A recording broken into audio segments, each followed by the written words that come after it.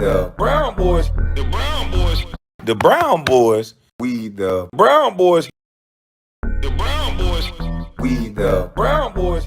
When you are in environments where it's just men, where we're left to sort things out, you lead with respect with other men, and otherwise you'll be shown another way. And that's why if you're around men early on, you're conditioned to see that. You're seeing that early on. You're not the biggest dog in the yard when you're 13 and 15. When you're there with just your mama, you're the biggest dog in the yard. Some mamas, not all. Some mamas will get your ass together. But when you there with just mama, some of these young boys turn into the man of the house. And when you do that too prematurely and you go against other men that had a man in the house that tampered them down and showed them you're not the man yet, especially when you don't have any responsibilities, you don't pay any bills, to give a young boy the mindset that he's the man of the house when he's doing nothing manly because he's getting good grades. There's not going to be grades when it comes into real life. The real grades are going to be who is sufficient in the room, who can take care of who's responsible, who's consistent. Those are the things that having a man in your life brings. But society, it happened to me too. Society is not going to like this dude, Jay Daniels, and I'll tell you why. But let's play this first. Until you know what you're talking about. When I won championships on every level, when they could knock me out, it was allowed, it was encouraged, it was actually praised when you knock somebody out. If anybody hit your asses, they'll suspend them for 3 weeks. You couldn't even play when I played the game. And some of these fucks you're talking about, they couldn't even play when we played the game. I went in and made plays where pain lived. Y'all can't do that. Y'all ain't never did that. Y'all don't have to do that. You don't practice worth the shit. You don't take no hits. Anybody touch you, you throw a flag. You understand what I'm saying? Stop, man. Stop. You must get to run around and play 7-on-7 touch football. We had pain in our game, and y'all don't even know shit about pain. Every route you got hit, even running around in the middle of, you could get tapped by those linebackers. They took all of that out the game because y'all asses were soft and you couldn't take it. You think there were not fast guys in the league when I played? You think Tyreek Hill can outrun an Olympian like Bullet Bob Hayes, who played before me? Are you joking? Dude, I'll catch 200 passes in today's game. Literally 200 passes a year. A year. I ain't never catch a pass behind the line of scrimmage in my whole career. All my passes were up the field in the midst of pain. And I caught them anyway. And I caught them every day, and I caught them every kind of way. The fuck out of my face talking noise until you know what you're talking. I love that energy. I need to wake up in the morning before I go work out. I just need to listen to that. Get the fuck out of my face talking noise. That energy just, woo, that's what I'm talking about. But a lot of people won't understand that. They'll look at that. He's just an old man yelling. They don't understand the perseverance, the tonality, the confidence. That's what a young man needs. We need to be a little bit insane.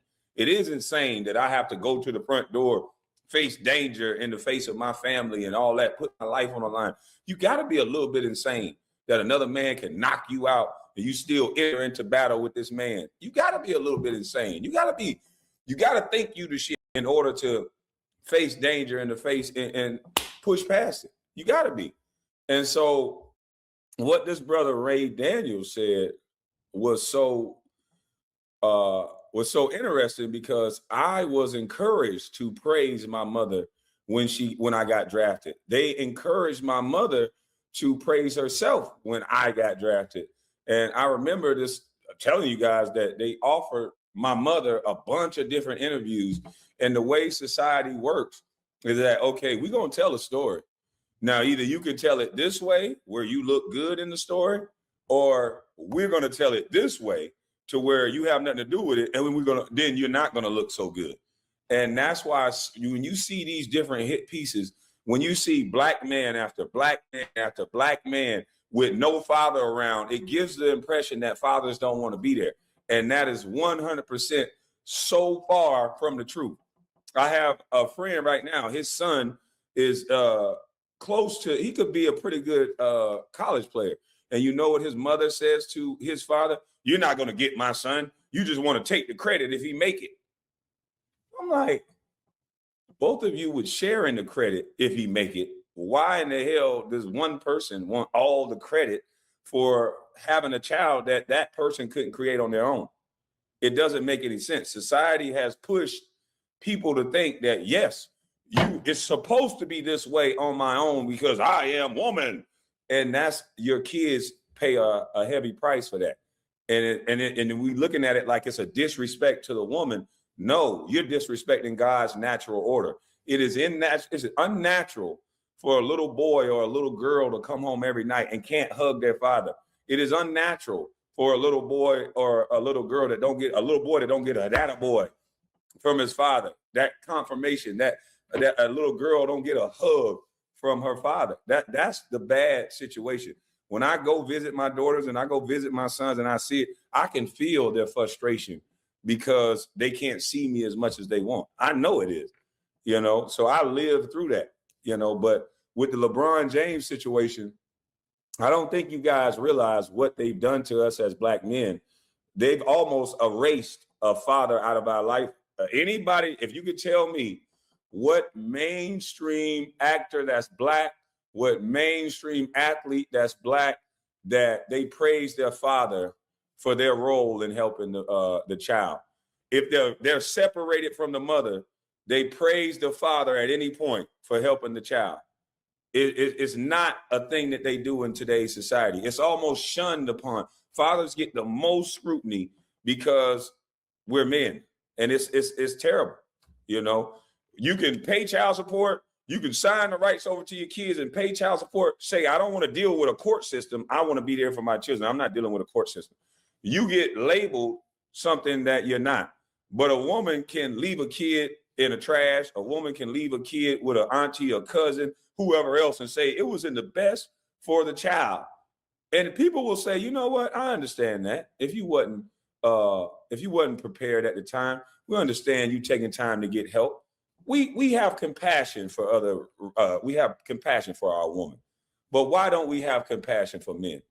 Why don't we have compassion for men that's saying, hey, look, I love this child. I'm just not going to deal with a society that has a grip and control over men in that way. And it's time for men to start saying, fuck it. I'm not going to let you disrespect me like that. And until men say that, we're going to keep getting kicked up the ass by our so-called weaker counterparts that are way surpassed us because they stick together. But I want y'all to listen to the words of what this man is saying and why I believe he's going to be canceled, because nowhere in society today they have men speaking like this. I speak like this and I get my page flagged. I get called a hater. I'm not giving my son nothing. I have a lot of conflict with my boys, especially because I feel like I'm being undermined by their mothers. Their mother tell them how much money I make and that he's your father, so he should give it to you. And I go tell my son, don't listen to your mama. She's used to being given things, and she has to give things in order to keep getting those things. And unless you want to be in certain positions like your mama, you better learn to listen to me. And don't nobody supposed to give you nothing as a man. You earn it. Somebody trying to give you something, you give it back and you say, I earn it, or you pay it forward. And there's too many times in society today where men are being undermined. We're trying to train our kids up to be something greater than us. How can I train my boy to be greater than me if I gave him everything? How can I have a more stronger, wiser son if I give him everything instead of him working and persevering through it? That means soon as somebody thump him on the nose, he's not going to have enough wherewithal to pick up the pieces and be able to figure out step by step how to do it when the world is kicking him up the ass. And when you're a man, the whole world can go against you. The whole world can kick you up the ass. And guess what? If you're a focused, disciplined man, it's not even going to matter. It's not even going to matter. But if you're controlled by your emotions, which some men are, and they think it's tough, you're gonna end up for a hell of a ride in this thing called life. So let's listen to this guy, and then I'll get on up out of here. James and Kobe Bryant, because I like Kobe better. Kobe had a daddy. LeBron didn't. So when you have a father in the house, there are certain things that are put in you, right? When the George Floyd thing happened, you know, LeBron tweeted, y'all, why they don't like us? They like you. They don't like us, nigga. What you talking? Like, that's to me. Like, you supposed to be the strongest, biggest man. Lead us. Tell us them people. We the shit without the people. But you like, why they don't like us? He is his mom. He's a mama's boy. And when I say this, this is no disrespect. Kobe Bryant was raised by his father. That's why he has that mentality. That's why he had that confidence. That's why he had that solid confidence. Only he missed those 3 free throws and everybody laughed at him. He came back. He didn't say, I need to go play for another team. That's a big move. That's something that if you go talk to your dad about, he gonna say, you don't think you're great enough without Wade? You mean to tell me, son, you don't think you could beat Wade? You need Wade to win? He wasn't raised with his dad. There's nothing against him. If his dad was in his life and his dad raised him, his dad would have said, do not give it to your son. Don't give it to him because I didn't give it to you. Make him earn it like I made you earn it. But there's no father. There's no, like, that's why I love Shaq. Because Shaq had his father. It's like, that's why he's like, my kids ain't rich, I'm rich. Like, he's like, just like a man. That's what you love about him. LeBron, like, those are my kids. And by the way, I love my kids like LeBron loves his. I ain't even lie to you. But I wouldn't get him in the league. My little Raymond's learning how to produce. He got to figure that shit out himself. When he's ready, he'll come tell me he's ready, and then I'll help him, guide him. But I'm not gonna call Jody Gersman at Universal and say my son need a deal. Like, isn't that the point? And I'm not trying to get too personal. Isn't that the point of being nepotism? Isn't that the point of you reaching the heights you reach so you can put this thing on if you want to? I could give you opportunity. LeBron didn't give his son an opportunity. He gave his son a career. That's different. An opportunity is like, yo, let him come for the tryout, see what he does. A career is y'all like me here, right? Draft him and I need a 4-year, like his deal gonna tell me how much y'all like me, and they did it. I just feel like I'd rather celebrate the man for not getting there without no guidance, bro. You know what I mean? Like, you go. No. I celebrate him. I didn't know. Hold on, let's be clear. I said the biggest mistake he made was bringing his son into the league because eventually he's gonna leave. And he's gonna be left there by himself, and that's gonna be the next James in the NBA. And now you're gonna see how they treat him. It's like the ball name. The ball name don't feel like it once did, right? It's like once them players don't live up to the hype. And I think the worst move he made, even give his son another year. Like, let him earn it. Now he's like a joke in the NBA. Here's the difference between LeBron James and Kobe Bryant, because all the LeBron James mama boys are hurt. I'm gonna block this guy after I'm done roasting him, after I'm done getting him told because he's a coward and he's never hit the link. I only respect men that come and hit the link and share their thoughts and opinions. I don't respect men that just sit in the chat and scared little type warriors. But he says, how are you going to tell someone how to parent in their household? You never heard me say that. I didn't say, here's how to parent in your household. You're insecure and you don't like to receive information. So that's the one thing you're wrong about. And it says, y'all don't have the power to put your kids in position. That's why the hatred is real. I have the power to put my kids in position. That's why the things that I own, the ones that listen to my guidance and learn from me, they will inherit it. But if they don't, God willing, I'll control it from the grave with my trust. But you, on the other hand, you have to go. I'm backed by real life experience. I not only am backed by real life experience, I have every court document paperwork in my own court case. That way, if I want to do a documentary on this court system bullshit and the way that they hijack men and try to siphon money out of their pockets and act like they love their children. So once I told my attorney, I said, how do we keep all this information? He said, you can pay for all this shit. So you can? So yeah, I bought every court transcript in my court case. And if, maybe Adrian or maybe somebody that does production, maybe one day I'll give them those court transcripts and maybe we can do like a little documentary about how the court system hijack men and pretend like they allow these women to, some women, not all, they allow them to pretend like it's about the love and protection of their kids, but really it's about who is he with? How is he around? Like my court case was so crazy. ask for ID of girls that I dated. Or if he has a girlfriend, we want her ID. We want to know how much she's around him. I'm like, what, bitch? I don't ask know who you with and who you around. I don't care. As long as they don't interact with my kids in a dangerous, negative way, I literally don't care. I don't get into all that. But there's some people that will say and do any type of thing to enrage the man in another person. And me, I'm a man through and through. I'm not going to have somebody play with me in that way and try to hijack my life because I laid down and had children with you. That's not the way life works.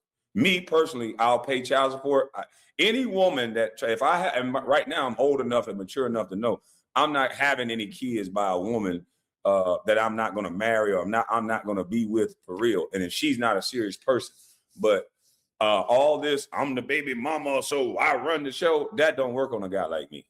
You know, the things and the positions that I had you in and submitted you to get this child, I'm going to allow you to use a court system to siphon my money. I'm not going to do that. So here's my number. My kids can come see me at any time. Hell, they can come live with me. If it's too much for you, they can come live with me. I'm that type of man. But what I won't do is I won't be in fold to a woman's narcissistic behavior. That's not something that I would.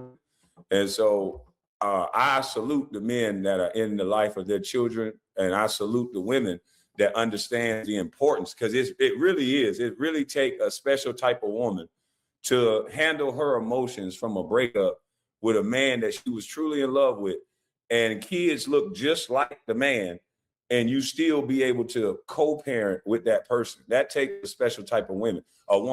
So shout out to any of you women that had a relationship that did not go as planned, and you still understood the importance of a father in your kid's life, and you did not hinder him from seeing your kids. Because I'm telling you, that's what's a bigger problem in our society than racism.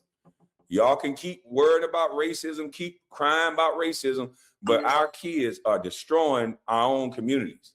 And it's not the other people's communities. I'm not saying kids should destroy anything, but they're destroying our own communities. And it's built by this, I can do it on my own, single motherhood type of mentality. These kids are out of control because they don't have fathers, they don't have uncles, they don't have people that's able to check them in a respectful way, and sometimes not so respectful. It's grab your ass up, sternum punch, calm your little ass down. And we've looked at that as, oh my God, you're so violent. If you don't discipline your kids, you don't love them. Somebody else is going to discipline your kids, though. When you see them police officers beating the brake shoes off your kid, it's probably because there wasn't no structure in place to let you know, hey, you can't do that. I don't want to hear about what they did. I don't want to hear about what you didn't do. Be quiet, shut up, keep your hands on the steering wheel, and we fight in a different arena. We don't fight out here on the streets. But we are moving with such emotions, we can't even give our kids a code of conduct. We used to I got a code of conduct when I was little. Hey, boy, I know you over there at St. Simon with them white kids. You're not a white kid. When you get encountered by police, if something happened to you, there's going to be a different outcome. And I was just like every other kid. But why? Shut up. We don't want to hear but why. This is what it is right now. We don't want to hear but why. We want you to make it through this door. I'll handle the but why. You get your ass shut up, be quiet, get home to me. And that's what we used to tell our kids. Now the but why is louder than making it home. And that don't even make no sense.